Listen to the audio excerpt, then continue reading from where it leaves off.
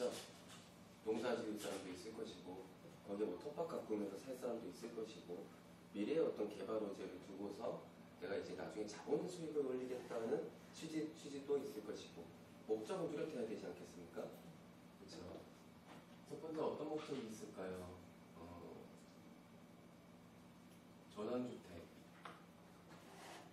전원주택에 텃밭을 같이 가꾸면서 이제 전원생활을 하고자 하시는 분들 있지 않겠습니까? 그리고 두 번째, 자기가 직접 농지를 낙찰받아서 개발 사업을 하려고 하는 사람이 있을 겁니다. 개발 사업을 영위하려고 하는 자. 무슨 뜻이냐? 지금 이 뜻은 내가 직접 낙찰을 받아서 이 농지에 뭐 농지 전용 허가를 받아서 내가 직접 전원주택을 짓고 뭐 텃밭을 만들고 내가 직접 이렇게 가꾸겠다는 소리입니다. 이렇게 개발을 하겠다는 소리예요. 여기는 이제 전원주택을 낙찰을 받은 거고요. 농지를. 이해되셨죠? 네. 이렇게 하려는 사람이 있고, 세 번째는 국가의 개발 사업을 타깃으로 낙찰받는 사람이 있겠죠. 네, 좋습니다. 네, 세 가지의 경우가 다 틀린데, 만약에 개발 사업으로 간다. 그러면은 무엇을 확인해야 될까요? 우리가 농지를 낙찰받으려고 하는데 목적이 국가의 개발 사업이 타깃이에요. 네. 국가의 개발 사업으로 갈 때는 수용 아니면 또는 환지 방식으로 된다고 앞전에도 이야기 드린 적이 있는데, 수용 방식이 뭐예요? 그쵸? 국가가 강제로 물건을 사는 거죠. 그러면은 내가 경매로 낙찰받을 당시의 금액으로 산다? 그게 아니고, 당시 개발 사업을 추진을 할 당시에 다시 감정을 해서 그 시세로 구입을 하는 거기 때문에 싸게 매입을 하면 그만큼 나한테 큰 수익이 들어간다는 것이죠. 환지 방식은 개발을 해서 다시 돌려주겠다. 가치가 올라갔으니까 팔아서 수익을 남길 수가 있겠죠. 자, 그러면 이런 목적으로 투자를 할 때는 무엇을 확인해야 될까요? 그쵸. 개발 계획을 봐야 되겠죠. 그중에도 반드시 봐야 되는 게 이곳의 도시 기본 계획을 보아야 합니다. 네, 이해하셨나요? 그 시나 도의 사이트에서 다운받을 수 있다고 그랬죠? 네, 좋습니다. 그 다음은 말이죠. 내가 개발 사업을 영위하려고 합니다. 그럼 뭘 확인해야 될까요?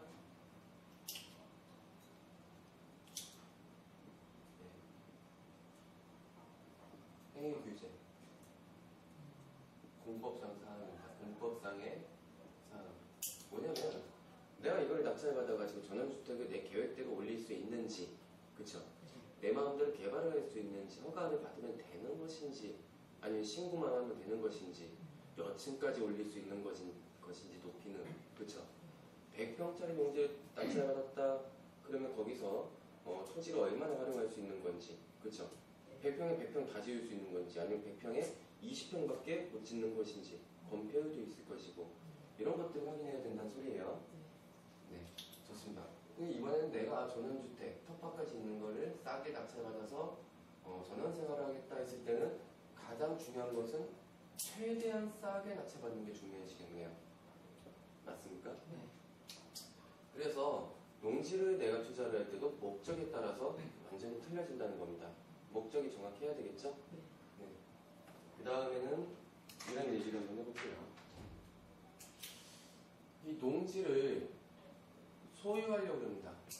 아무나 모두 다 소유할 수 있는가? 사법상의 소유권 취득하는 것은 사실은 누구나 가능해요. 근데 농지 취득의 경우에는 대화가 틀려집니다. 아무나 소유할 수가 없습니다. 그것을 우리가 알아야 되는데, 보십시오. 누가 취득을 할 수 있을까?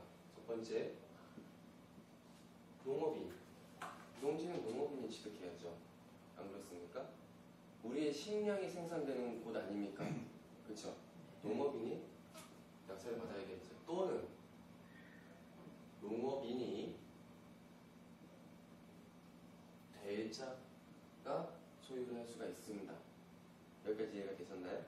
네. 좋습니다. 그러면은 우리는 적어도 농업인입니까? 농업인이 아닙니까?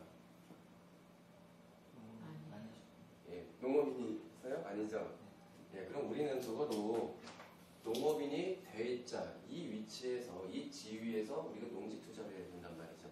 농지를 받을 거면. 자, 그런데 조건이 있겠죠. 저 농업인이 될 겁니다 하면 무조건 다 되는 건 아니겠죠. 구두로. 그렇죠? 조건이 어떻게 있냐면 첫 번째, 농사 지을 땅이 있어야 되겠죠? 이건 기본 아닙니까? 기본.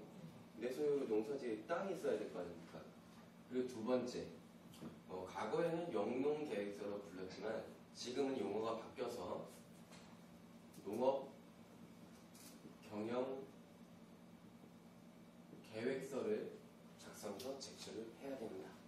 이 두 가지가 없으면은 농업인이 대자로 대자가 될 수가 없다는 겁니다. 자, 그러면은 내가 농업인이 대자라는 것을 확인하기 위해서 국가는 뭐라고 얘기하냐? 그 자격을 확인받아와라. 그렇죠? 그래서 이런 행정 절차에 따라서 어떻게 자격을, 무슨 자격을, 농지를 취득할 수 있는 자격을 받아와라. 그래서 그것을 신청해서 발급받아와라. 그래서 농지 취득 자격 신청이라고 합니다. 그리고 우리가 농취증 부르죠?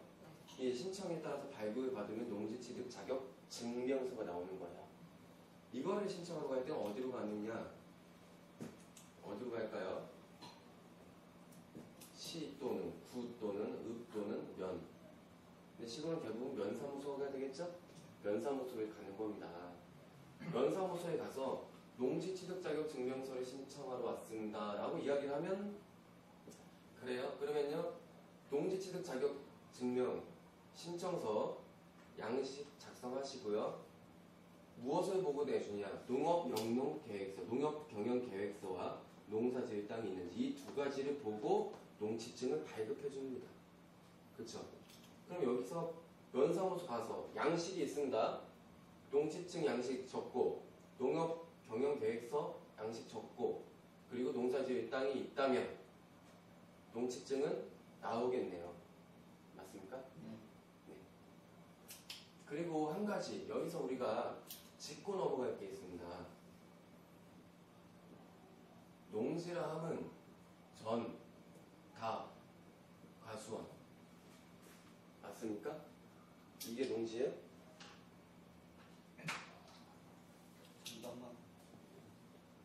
전담만이요? 이런 개념이 아니고요.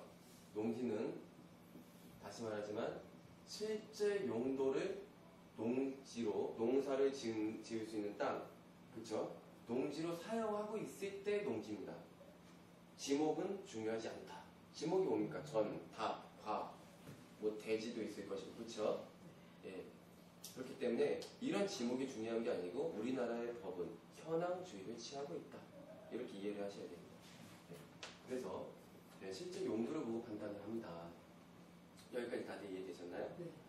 그래서 우리 교재 한번 잠깐 볼까요?